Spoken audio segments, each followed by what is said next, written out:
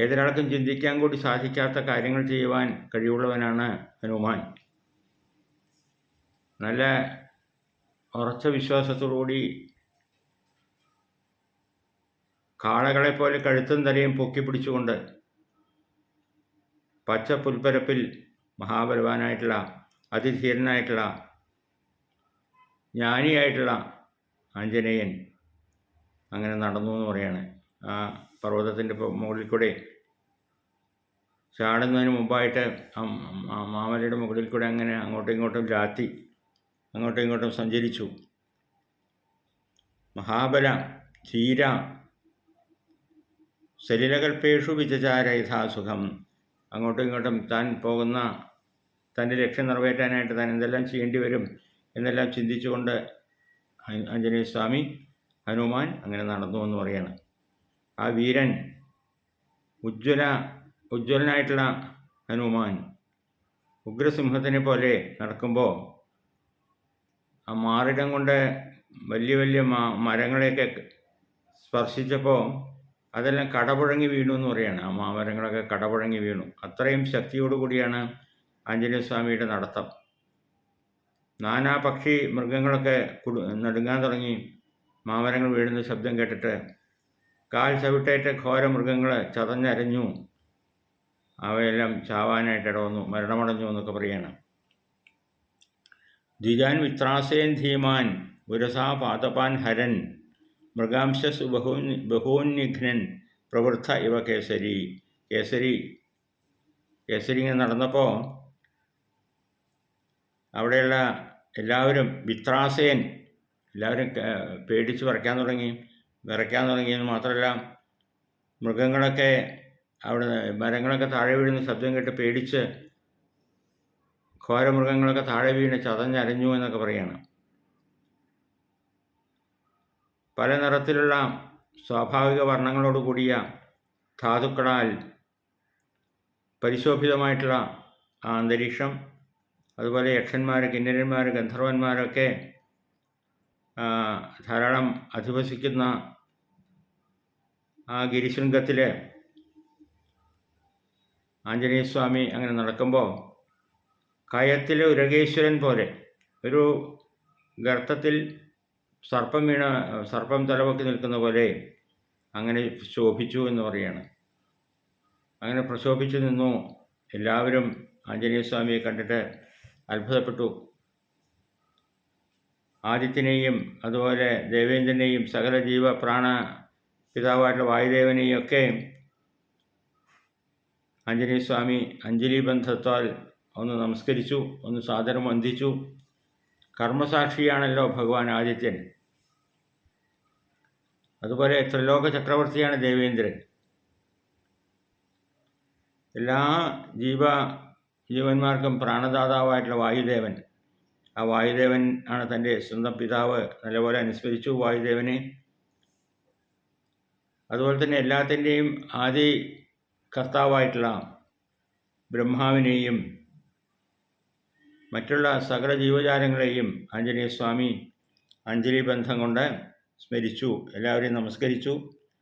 സസൂര്യായ മഹേന്ദ്രായ പവനായ ആത്മയോനയേ ഭൂതേഭ്യശ്ച അഞ്ജലിം കൃത്വാ ചകാരഗമനേ മതിം അഞ്ജലിം പ്രാമുഖക്കുർവൻ. എല്ലാവരെയും നമസ്കരിച്ചുകൊണ്ട് അഞ്ജലി കൂപ്പിക്കൊണ്ട് പ്ലവനായ ആത്മയോനയെ തതോ ഹി വവൃഥേ ഗന്ധം ദക്ഷിണാം ദിശം. അങ്ങനെ തെക്കോട്ട് താണു വണങ്ങിക്കൊണ്ട് തെക്കോട്ട് അഭിമുഖമായി നിന്നുകൊണ്ട് ഹനുമാൻ കിഴക്കോട്ട് തിരിഞ്ഞു നിന്ന് സൂര്യദേവനെയൊക്കെ നമസ്കരിച്ചു. തൻ്റെ പിതാവായിട്ടുള്ള വായുദേവനെ താണു വണങ്ങി. അങ്ങനെ താൻ തയ്യാറായി എന്നുള്ള ഒരു സന്ദേശം കൊടുക്കുന്ന പോലെ എല്ലാവരെയും തൊഴുതു വന്ദിച്ചുകൊണ്ട് അങ്ങനെ നിൽക്കുന്നത് കണ്ടപ്പോൾ എല്ലാവരും അവിടെ ഉണ്ടായിരുന്ന വാനരന്മാരും ഒക്കെ അത്ഭുത സ്തബ്ധരായിട്ട് കണ്ണിമ വെട്ടാതെ അങ്ങനെ ആഞ്ജനേയസ്വാമിയെ നോക്കി എന്ന് പറയണം. അത്ഭുതകരമായ വിധത്തിൽ ഹനുമാൻ തൻ്റെ ശരീരം വലുതാക്കി.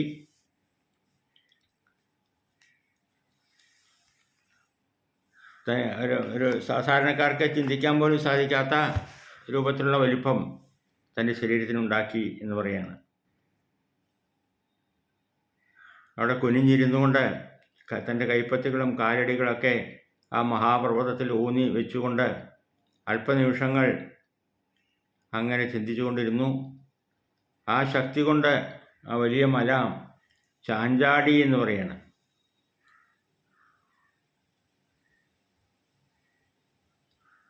ആ മർക്കടേശ്വരൻ്റെ അമർക്കലിൽ, ശക്തിയായ അമർത്തലിൽ നാനാവിധത്തിലുള്ള മാമരങ്ങളെല്ലാം പുഷ്പങ്ങളൊക്കെ നിലംപതിച്ചു സുഗന്ധപൂരിതങ്ങളായി തീർന്നു. ആ മഹാഗിരി ഒരു വനമാല പോലെ തിളങ്ങി എന്നൊക്കെ പറയുകയാണ് മഹാകവി. വീരനായിട്ടുള്ള ഹനുമാന്റെ കൈപ്പത്തി കൊണ്ടുള്ള അമർത്തലാൽ പർവ്വത സാനുക്കളിൽ നിന്ന്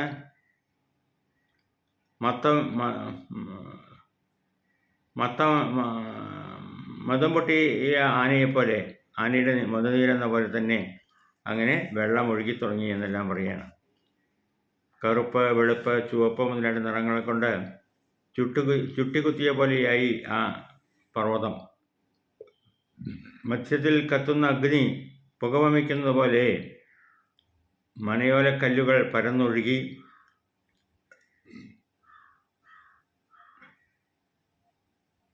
അങ്ങനെ മാമലയുടെ ആ ശിഖരം അല്പമൊന്ന് പതുക്കെ അമർന്നപ്പോൾ അതിനുള്ളിലുള്ള ഗുഹയുടെ ഉള്ളിലൊക്കെയുള്ള മൃഗങ്ങളൊക്കെ ദീനദീനം കരയാൻ തുടങ്ങി.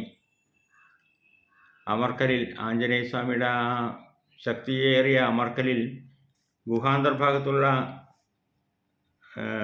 മൃഗങ്ങളൊക്കെ, സർപ്പങ്ങളൊക്കെ ദീനദീനം വിഷമിക്കാൻ തുടങ്ങി, കരയാൻ തുടങ്ങി, വികൃതമായ സ്വരങ്ങളുണ്ടാക്കാൻ തുടങ്ങി. ആ ശബ്ദം 8 ദിക്കുകളിലും ഭൂമിയിലൊക്കെ കാനനങ്ങളിലൊക്കെ പ്രതിധ്വനിച്ചു എന്ന് പറയുകയാണ്. ഉത്തമമായിട്ടുള്ള നാഗങ്ങൾ തീ പോലെയുള്ള തങ്ങളുടെ വിഷം ഛർദ്ദിച്ചുകൊണ്ട് പാറകളിൽ അതികഠിനമായിട്ട് കൊത്താൻ തുടങ്ങി. വിഷമേറ്റ കല്ലുകൾ, ആ പാറക്കല്ലുകൾ തീയെരിഞ്ഞ് 1000 കഷ്ണങ്ങളായിട്ട് പൊട്ടിത്തകർന്ന് തെറിച്ചു. വിഷഹാരികളായ അനേകം ദിവ്യ ഔഷധങ്ങൾ ആ പർവ്വതത്തിലുണ്ടെങ്കിലും ആ ഉഗ്രസർപ്പങ്ങളുടെ വിഷങ്ങളെ ശമിപ്പിക്കാൻ അവയ്ക്ക് ശക്തി ഉണ്ടായില്ല എന്ന് പറയണം. അതിനെയൊക്കെ അതിക്രമിച്ചുകൊണ്ട് അതിഗംഭീരമായിട്ടുള്ള വിഷം ആണ് അവിടുന്ന് വമിക്കാനായിട്ട് തുടങ്ങിയത് സർപ്പങ്ങളുടെ ശരീരത്തിൽ നിന്ന്. യാനി ഔഷധജാലാനി തസ്മിൻ ജാതാനി പർവ്വതേ വിഷഘ്നാന്യപി നാഗാനാം ന ശേഖു ശമിതം വിഷം. ആ ഉഗ്രസർപ്പങ്ങളുടെ വിഷങ്ങളെ ശമിപ്പിക്കാൻ ധാരാളം ദിവ്യൌഷധങ്ങൾ ആ മാമലയുടെ മുകളിലുണ്ടെങ്കിലും ശരി, ആ ഔഷധങ്ങളെ കൊണ്ടൊന്നും സാധിച്ചില്ല. അത്രയും കഠിനമായിരുന്നു ആ ഉഗ്രവിഷങ്ങൾ സർപ്പങ്ങളിൽ നിന്ന് വമിച്ചത് എന്ന് പറയണം. അതിശക്തരായിട്ടുള്ള ഭൂതഗണങ്ങൾ മലയിൽ പിളർക്കുന്നു എന്ന് വിചാരിച്ച് ഭയപ്പെട്ട സാധുക്കളായിട്ടുള്ള വിദ്യാധരന്മാരൊക്കെ തങ്ങളുടെ സഹധർമ്മിണികളോടുകൂടി സ്ഥലം വിടാനായിട്ട് തുടങ്ങി. അവരൊക്കെ പേടിച്ചു വിറച്ചു. മാമലകളെല്ലാം വിറയ്ക്കുന്നത് കണ്ടിട്ട് എല്ലാവരും ഗന്ധർവന്മാരും സിദ്ധഗന്ധർവന്മാരൊക്കെ പേടിച്ച് വിറച്ച് സ്ഥലം വിടാനായിട്ട് തുടങ്ങി. അനേകം തരത്തിലുള്ള കനകപാത്രങ്ങൾ, സാധുക്കളായിട്ടുള്ള ഭോജ്യങ്ങൾ, പലതരത്തിലുള്ള മാംസങ്ങൾ, പരിചകൾ, സ്വർണ്ണപ്പിടിയുള്ള ഖഡ്ഗങ്ങൾ, ഇതൊക്കെ ഉപേക്ഷിച്ച് അവർ വാനിടത്തിലേക്ക് ഉയർന്നു പോയി എന്ന് പറയുകയാണ്. ഇതെല്ലാം അവർ ഉപേക്ഷിച്ച്, അവരുടെ ജീവിത ഉപകരണങ്ങളെല്ലാം ഉപേക്ഷിച്ച് അവർ സ്ഥലം വിട്ടു എന്ന് പറയണം. മാത്രമല്ല, അവരുടെ കഴുത്തിൽ രക്തവർണ്ണ മാലകളും ദേഹത്തിൽ രക്തചന്ദനം പൂശിയതും മാത്രമേ ഉള്ളൂ.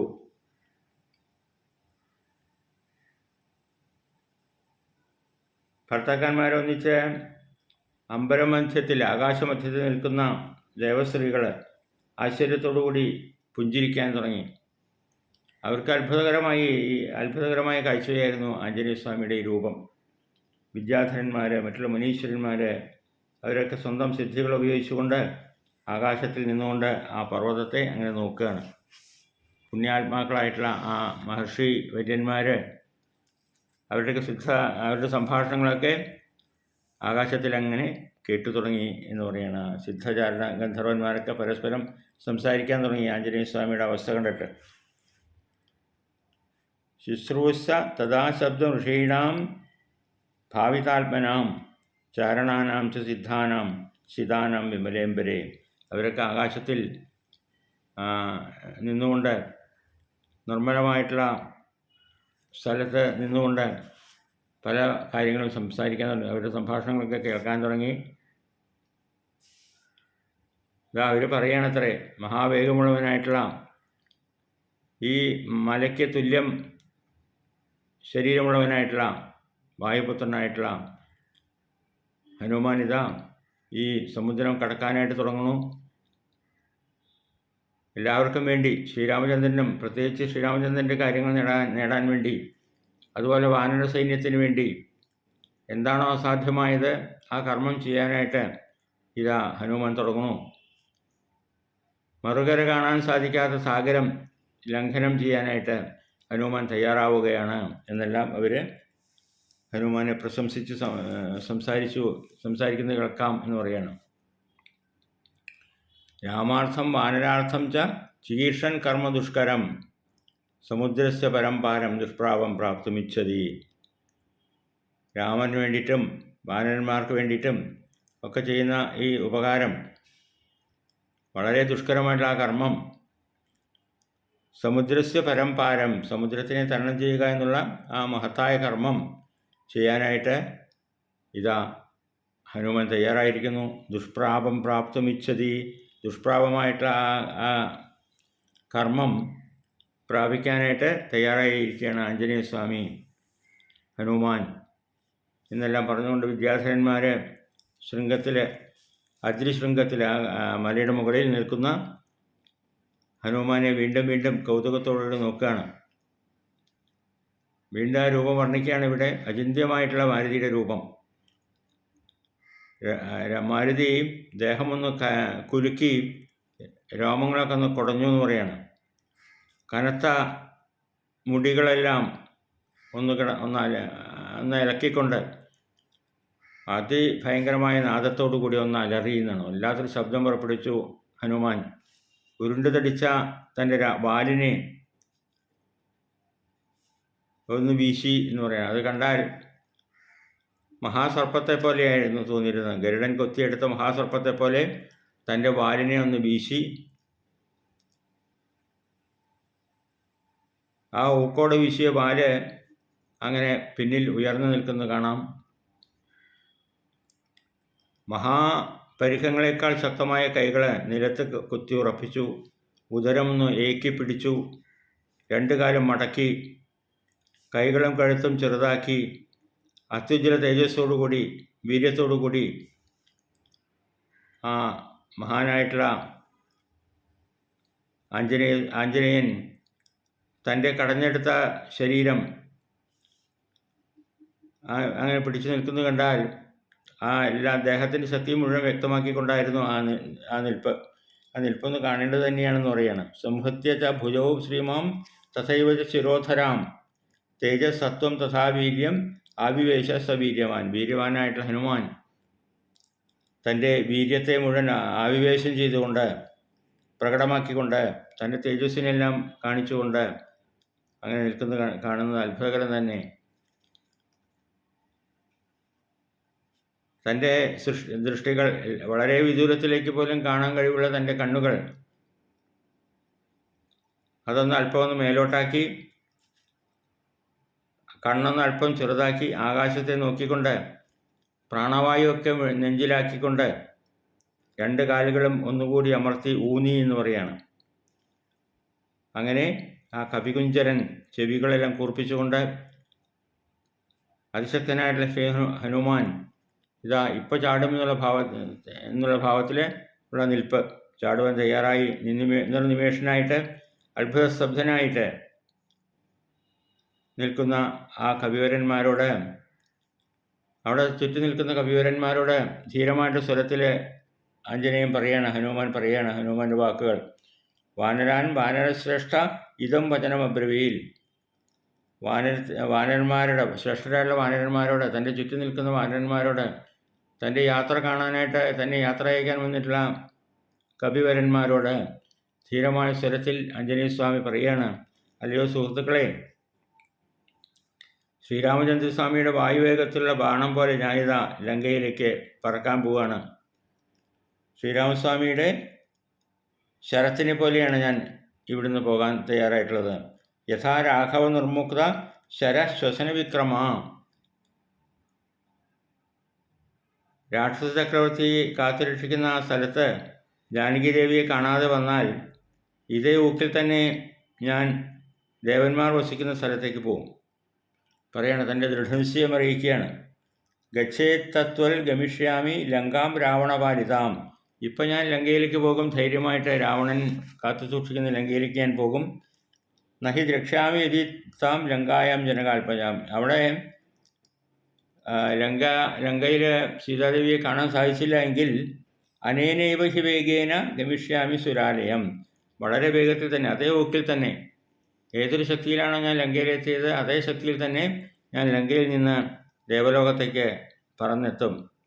അവിടെയും സ്വർഗത്തിലും ഒന്നും ദേവിയെ കാണാതിരുന്നാൽ യാതൊരു ക്ഷീണവുമില്ലാതെ ഞാൻ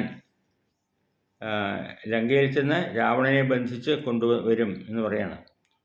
എനിക്ക് സീതാദേവിയെ രക്ഷിച്ചു കൊണ്ടുവരാൻ സാധിച്ചില്ലെങ്കിൽ ഞാൻ രാവണനെ പിടിച്ചു കൊണ്ടുവരും. യതിവാ ത്രിദിവേ സീതാം ന ദ്രക്ഷ്യാമി കൃതശ്രമാം ബദ്ധ്വാ രാക്ഷസരാജാനം ആനയിഷ്യാമി രാവണം. രാക്ഷസനായിട്ടുള്ള രാവണനെ ഞാൻ ബന്ധനം ചെയ്തുകൊണ്ട് ബദ്ധ്വാ ആ രാവണനെ ഞാൻ ഇങ്ങോട്ട് കൊണ്ടുവരും. സർവഥാ കൃതകാര്യോഹം ഏഷ്യാമി സഹസീതയാ.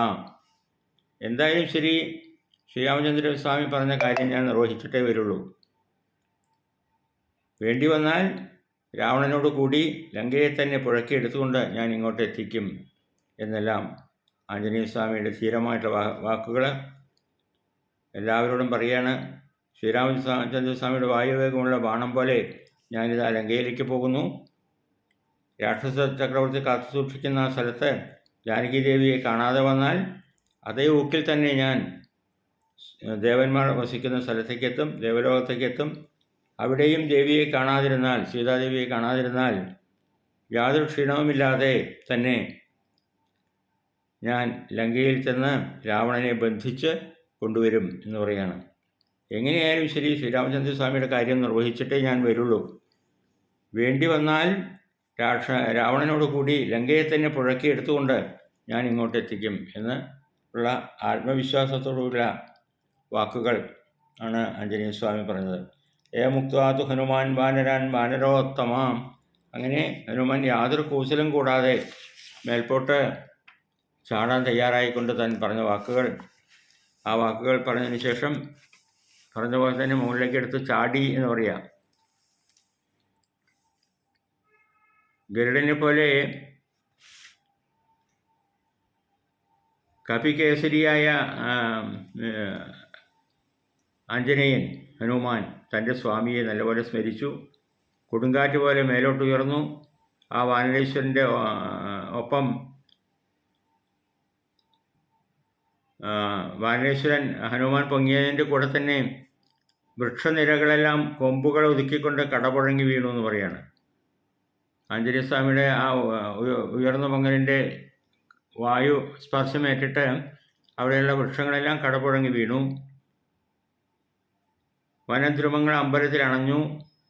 പൈൻ മുതലായിട്ടുള്ള മരങ്ങളിൽ കൂടി ഹനുമാൻ്റെ പാദശക്തിയാൽ പറഞ്ഞു വീഴുന്നതായിട്ട് കണ്ടു. ഒരു ചക്രവർത്തിയെ വൻ പടകൾ പോലെ പൂമരങ്ങൾ അണിനിരന്ന ആകാശത്തിൽ മാരുതിയെ സേവിച്ച് പിന്തുടർന്നു എന്ന് പറയാണ്. ആഞ്ജനേയസ്വാമിയുടെ അമ്മയെ അനുഗമിച്ചുകൊണ്ട് ഈ മാമരങ്ങളെല്ലാം, വലിയ വലിയ മരങ്ങളെല്ലാം കടപുഴകി പൂമരങ്ങൾ അണിനിരന്നുകൊണ്ട് ആഞ്ജനേയസ്വാമിയുടെ പിന്നാലെ പറന്നു പോകുന്ന പോലെ, അനുഗമിക്കുന്ന പോലെ തോന്നി എന്നെല്ലാം പറയുകയാണ്. അനേകം വൃക്ഷങ്ങൾ, വളരെ വലിയതായിട്ടുള്ള വൃക്ഷങ്ങൾ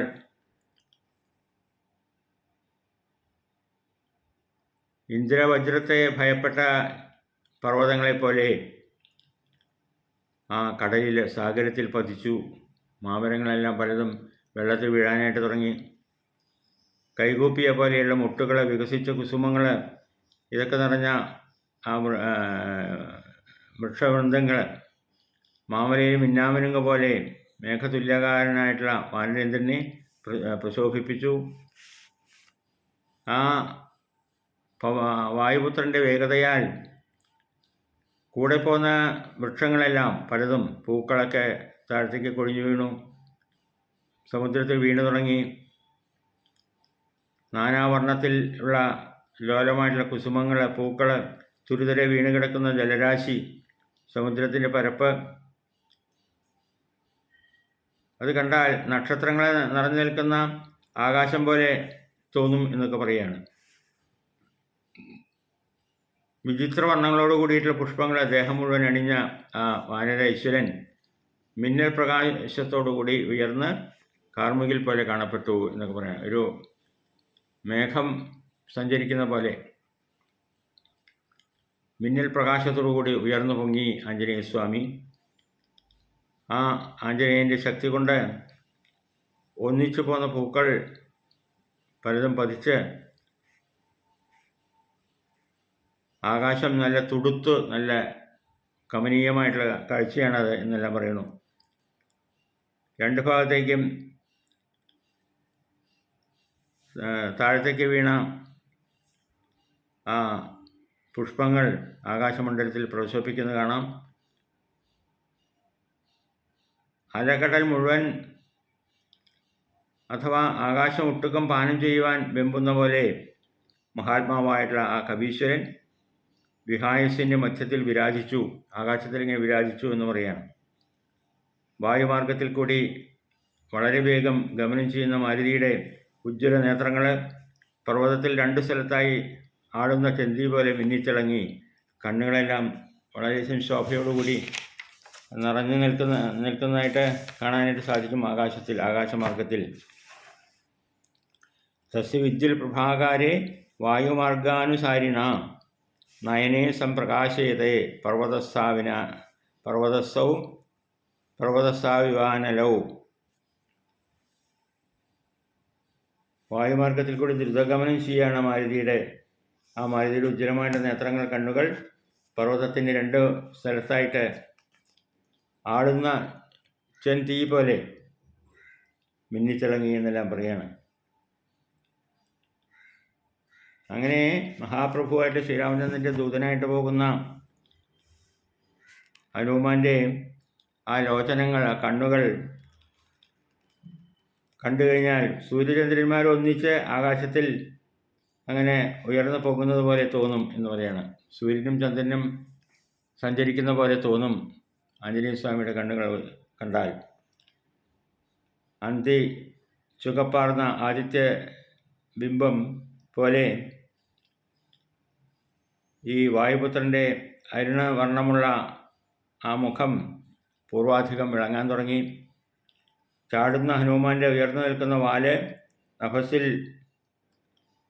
ഒരു ഇന്ദ്രധ്വജം പോലെ തോന്നി എന്ന് പറയാം. ഇന്ദ്രൻ്റെ കൊടിക്കുറ പോലെ തോന്നി ആഞ്ജനേയസ്വാമിയുടെ ആ വാലുകൾ നിൽക്കുന്നത് കണ്ടാൽ. അങ്ങനെയുള്ള വാലോട് കൂടിയുള്ള ആഞ്ജനേയർ അമ്പല സഞ്ചാരം ചെയ്യുന്നതാണ് കണ്ടത്. ചെമ്മണ്ണ് കൊണ്ട് നിറഞ്ഞു നിൽക്കുന്ന പർവ്വതരാജനെ പോലെ ഹനുമാൻ്റെ പൃഷ്ഠഭാഗം മിന്നിത്തിളങ്ങി എന്നെല്ലാം വർണ്ണിക്കുന്നു. അങ്ങനെയുള്ള കപിസത്തമൻ്റെ വേഗത്തിലുള്ള പോക്കിൽ കൈകളെല്ലാം